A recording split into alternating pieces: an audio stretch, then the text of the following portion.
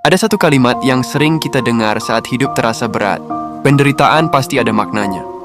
Kalimat itu terdengar menenangkan, tapi juga bisa terasa kejam. Karena bagaimana jika kita sedang menderita dan tidak menemukan makna apapun di sana? Hari ini mari kita bertanya pelan-pelan. Apakah penderitaan selalu bermakna? Menurut Hegel, di zaman ini penderitaan sering dipaksa untuk segera berarti. Kalau gagal katanya agar lebih kuat. Kalau kehilangan katanya agar lebih dewasa. Seolah-olah penderitaan harus segera punya fungsi. Kalau tidak, ia dianggap sia-sia. Tapi sebenarnya hidup bekerja seperti itu. Hegel tidak pernah berkata bahwa penderitaan itu baik. Ia juga tidak menyuruh kita menikmati luka. Yang Hegel katakan lebih pelan dan lebih berat. Bahwa kesadaran manusia bertumbuh melalui konflik. Dan konflik hampir selalu menyakitkan. Dalam filsafat Hegel, hidup bergerak melalui dialektika. Dekala dan awal, lalu muncul pertentangan. Dan dari sana, kemungkinan baru lahir. Penderitaan, dalam kerangka ini, bukan tujuan. Ia hanyalah ruang peralihan. Tempat di mana kesadaran lama runtuh dan kesadaran baru belum sepenuhnya terbentuk.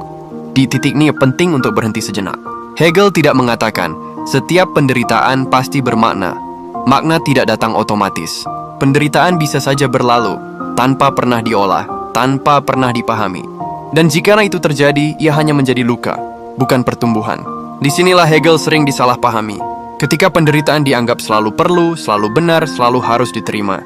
Padahal, bagi Hegel, makna tidak lahir dari rasa sakit itu sendiri, melainkan dari kesadaran yang muncul setelah kita berani menghadapinya. Ya, mungkin itu sebabnya tidak semua orang yang menderita menjadi bijak.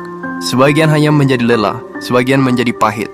Karena penderitaan yang tidak dipahami, tidak mengangkat kesadaran, ia hanya meninggalkan bekas. Jadi, apakah penderitaan selalu bermakna? Menurut Hegel, tidak selalu. Ia baru bermakna jika kita berani tinggal sejenak di sana. Bertanya, mendengar, dan perlahan memahami apa yang sedang runtuh dalam diri kita. Bukan untuk memuliakan penderitaan, tapi agar kita tidak melewatinya dengan sia-sia. Terima kasih sudah berpikir bersama. Kalau hidupmu sedang berat, kamu tidak harus langsung menemukan maknanya. Terkadang cukup jujur bahwa ia memang berat.